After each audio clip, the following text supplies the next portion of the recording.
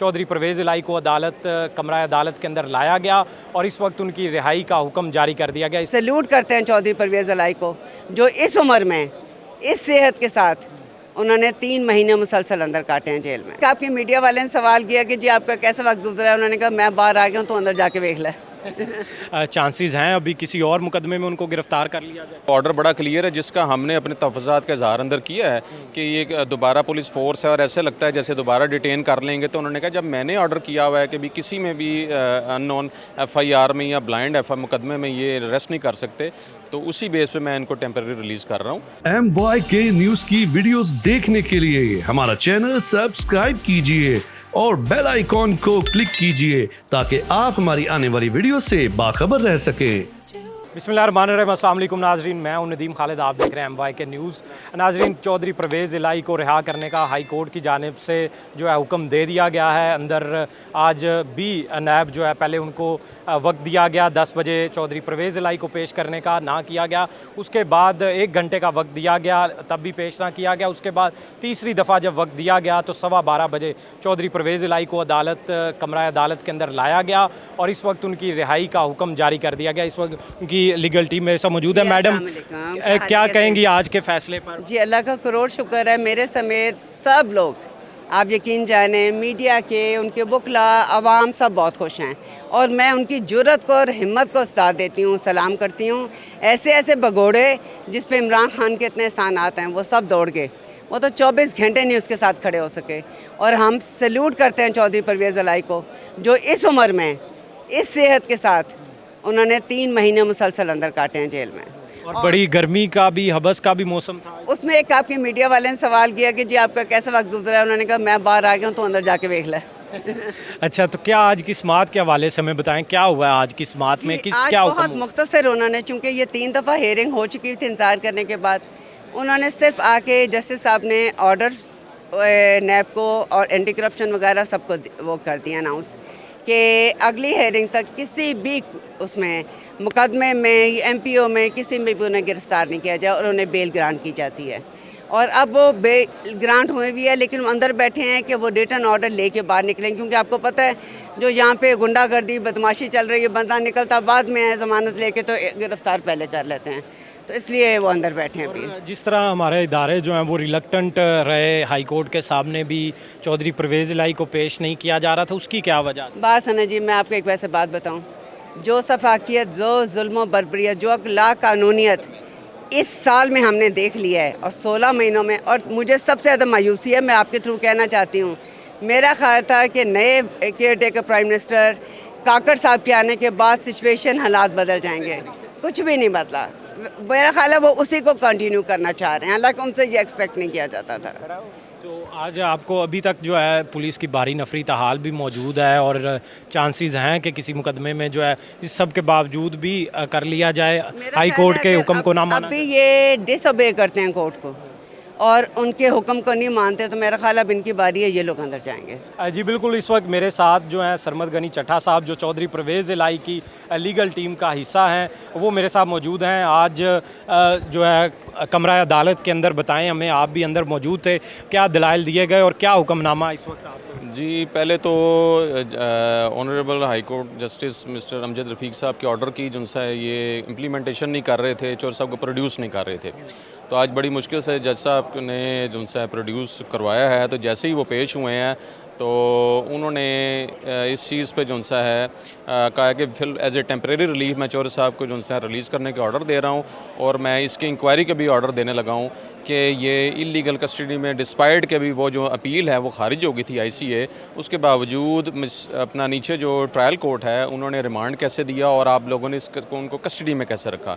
तो उन्होंने कहा इसकी तो इंक्वायरी के मैं ऑर्डर कर रहा हूँ, लेकिन एज इंटरम रिलीफ चौधरी साहब को यहाँ से रिलीज़ करने के ऑर्डर कर रहा हूँ फौरी, फिल। अच्छा, अभी तक पुलिस की भारी नफरी हम देख रहे हैं यहाँ पर मौजूद है, क्या चांसेस हैं अभी किसी और मुकदमे में उनको गिरफ्तार कर लिया जाए? नहीं, ऑर्डर तो बड़ा क्लियर है मिस्टर जस्टिस अमजद रफ़ीक साहब का, जिसमें उन्होंने कहा है कि किसी भी ब्लाइंड FIR और मुकदमे में, इंक्वायरी में जो उनसे आप उनको अरेस्ट नहीं कर सकते, तो उसी की बेस पे इन्होंने जो उनसे आज रिलीज़ ऑर्डर जारी किए हैं। तो ऑर्डर बड़ा क्लियर है, जिसका हमने अपने तफज़ात का इजहार अंदर किया है कि ये दोबारा पुलिस फोर्स है और ऐसे लगता है जैसे दोबारा डिटेन कर लेंगे। तो उन्होंने कहा जब मैंने ऑर्डर किया हुआ है कि भी किसी में भी अननोन FIR में या ब्लाइंड FIR मुकदमे में ये अरेस्ट नहीं कर सकते, तो उसी बेस पे मैं इनको टेम्परेरी रिलीज़ कर रहा हूँ। तो इस पे पैदा ही नहीं होता है, तो इसलिए हम ऑर्डर का वेट कर रहे हैं। चोर साहब ये भी अंदर ही हैं, तो जब तक तहरीरी ऑर्डर नहीं आ जाता हम तहरीरी ऑर्डर लेके ही यहाँ से जल्द जाएंगे। क्या ये लास्ट टाइम की तरह डिटेंशन ऑर्डर्स का भी बता दिया गया है कि उसमें भी दोबारा से हिरासत में ना ले लिया जाए? जी, जज साहब से सवाल हमने इस्तफसार किया था इस बात का कि फिर वो डिटेन करना चाह रहे हैं किसी ऑर्डर में। हमें लग रहा है जितनी सिक्योरिटी आई है, तो जज साहब ने उसमें यही क्लियर किया कि चूंकि मैंने अपने ऑर्डर में क्लियर लिखा हुआ है किसी भी मुकदमे में अरेस्ट नहीं कर सके, और उसी की बिना पे मैं जो उनसे रिलीज़ ऑर्डर जारी कर रहा हूँ, इसलिए ये डिटेन नहीं कर सकते। तो तहरीरी ऑर्डर का इंतज़ार है। इंशाल्लाह जैसे तहरीरी ऑर्डर आता है हम पुलिस वालों को कन्वे करके तो इंशाल्लाह हम यहाँ से साहब आज जो है वो लीगल टीम ने बड़ी एक बैटल थी, ये बहुत लंबी बैटल थी, 3 महीने से ज़्यादा का वक्त चौधरी साहब ने, फुल गर्मी जब थी तब भी वो हिरासत में रहे, और जेल का जिस तरह का B क्लास फराहम ना की गई, इस तरह के भी मसाइल आए।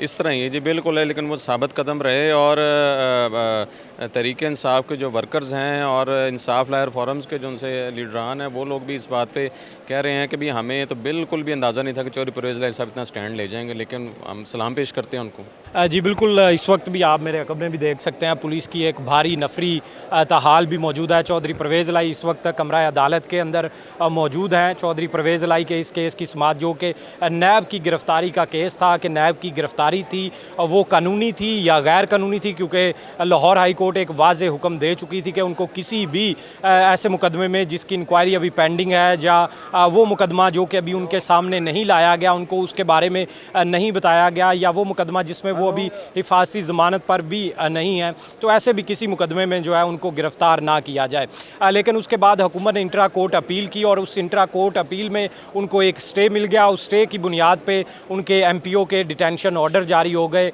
वो डिटेंशन ऑर्डर्स के बाद उनको नैब ने गिरफ़्तार कर लिया जब 30 दिन पूरे हुए। उसके बाद जो चौधरी परवेज़ इलाही की लीगल टीम थी वो सुप्रीम कोर्ट में गई। सुप्रीम कोर्ट ने वहाँ से डायरेक्शन जारी की लाहौर हाई कोर्ट को कि वो 2 दिन के अंदर इसका फ़ैसला करे, और उन्होंने सिंगल बेंच का जो फ़ैसला था उसको दोबारा से दुरुस्त करार दिया और कहा कि उसको उसी तरह कायम रहना चाहिए।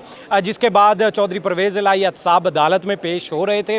ताहम इसी को बुनियाद बनाते हुए चौधरी परवेज़ इलाही की जो लीगल टीम थी उन्होंने लाहौर हाई कोर्ट की तरफ एक दफ़ा फिर रजू किया और उसमें ये इस्तदा की कि चौधरी परवेज़ इलाही की जो ये नैब में वो इस वक्त हिरासत में है, ये गिरफ़्तारी गैर कानूनी है। इसी गैर कानूनी गिरफ़्तारी पर समाअत हुई थी जिसमें deputy prosecutor general, advocate general, उसके बाद एडिशनल एडवोकेट जनरल भी जो है वो अदालत में पेश हुए, उन्होंने दलाइल भी दिए।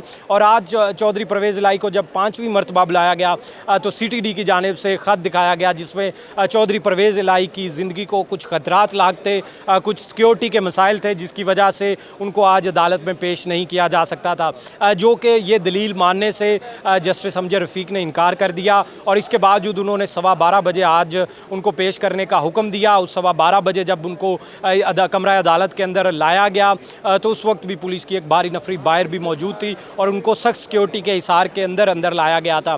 ताहम उन्होंने उस वक्त मीडिया से गुफ्तगू करते हुए अपने ख्यालात का भी इज़हार किया। उन्होंने जो महंगाई है इस पर कहा कि ये नालायक हुकूमत थी, इन्होंने ये सबको नज़र आ रहा था कि इन्होंने आखिर में यही करना है और उसके बाद लंदन भाग जाना है। वो लंदन भी जो है वो भाग गए, इस पर भी उन्होंने तफसीली बात की। उसके बाद इस वक्त जो आवाम को मसाइल हैं उसके हवाले से भी उन्होंने जो है वो अपने दुख का इजहार किया कि उनको ये चीज़ पहले से मालूम थी। ताहम उसके बाद कमरा अदालत में जज साहब आ गए।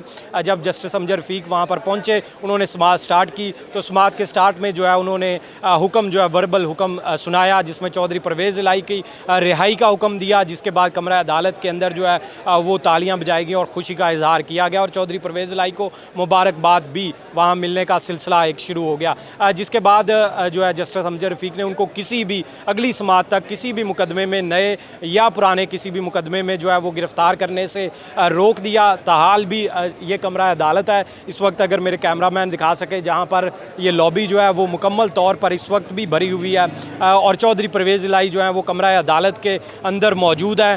वो इंतज़ार कर रहे हैं तहरीरी हुक्मनामे का कि तहरीरी हुक्मनामा उनको मिल जाए ताकि दोबारा से उनको किसी मुकदमे में गिरफ़्तार ना कर लिया जाए। फ़िलहाल इतना ही, मुझे दें इजाज़त, अल्लाह ने के बाद।